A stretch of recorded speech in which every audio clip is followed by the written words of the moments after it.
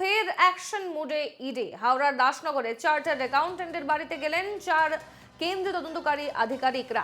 সকাল 8:30 থেকে লাগাতার জিজ্ঞাসাবাদ চলছে। হাওড়ার দাসনগরে এবার চার্টার্ড অ্যাকাউন্টেন্টের বাড়িতে ইডির হানা, ফের অ্যাকশন মোডে নেমেছে ইডি। 4 জন ইডির আধিকারিক সকাল 8:30 থেকে সেখানে তল্লাশি চালাচ্ছে, করছে জিজ্ঞাসাবাদ। বিস্তারিত জানবো, সরাসরি যাব আমাদের প্রতিনিধি অর্পণ সিং এর কাছে। অর্পণ, সকাল 8:30 থেকে চলছে এই জিজ্ঞাসাবাদ, তল্লাশি অভিযান। এখনো পর্যন্ত কোনো তথ্য উঠে আসছে কি? কি আপডেট রয়েছে তোমার কাছে? বিস্তারিত জানবো। একেবারেই স্বর্ণালী, তোমায় যেটা জানাবো যে সকাল থেকেই এখনো পর্যন্ত প্রায় 4 ঘন্টারও বেশি সময় অতিক্রম হয়ে গেল। ইডি আধিকারিকরা কিন্তু এই দাসনগরের এই বিপ্লবী অনাদি দাস সরণী লেনের এই বাড়িতে কিন্তু তারা এখনো পর্যন্ত তাদের তল্লাশি প্রক্রিয়া চালিয়ে যাচ্ছেন।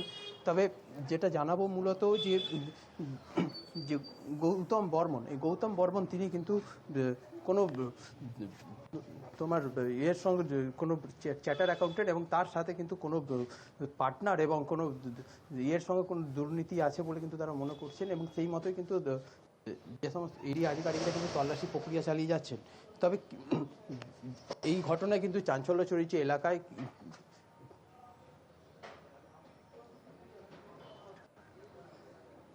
অর্পণ, তোমার কাছ থেকে জানতে চাইবো, আমরা যেমনটা জানতে পেরেছি এর আগে যে গৌতম বর্মন শুধুমাত্র চার্টার্ড অ্যাকাউন্টেন্টই ছিলেন না, তিনি অন্যান্য ব্যবসার সঙ্গেও জড়িত ছিলেন এবং অনলাইন গেমিং প্রতারণা মামলা তিনি জড়িত ছিলেন। এবং তারপরেই কিন্তু আজ সকাল 8:30 থেকে টানা জিজ্ঞাসাবাদ চালাচ্ছে ইডির আধিকারিকরা।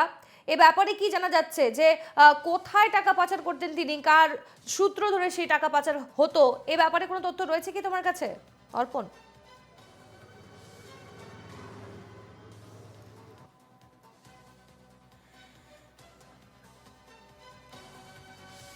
আমাদের যোগাযোগ বিচ্ছিন্ন হয়েছে আমাদের প্রতিনিধির সাথে। তবে এই খবরের সঙ্গে আমরা খবরের আপডেট আরও দেব আপনাদের।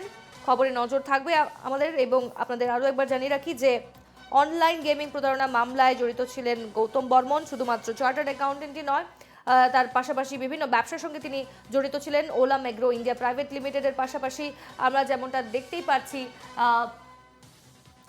বর্মন বহরা অ্যান্ড অ্যাসোসিয়েটস এই ধরনের ব্যবসার সঙ্গে তিনি জড়িত ছিলেন। এবং সকাল 8:30 থেকেই তাকে টানা জিজ্ঞাসাবাদ চালানো হচ্ছে।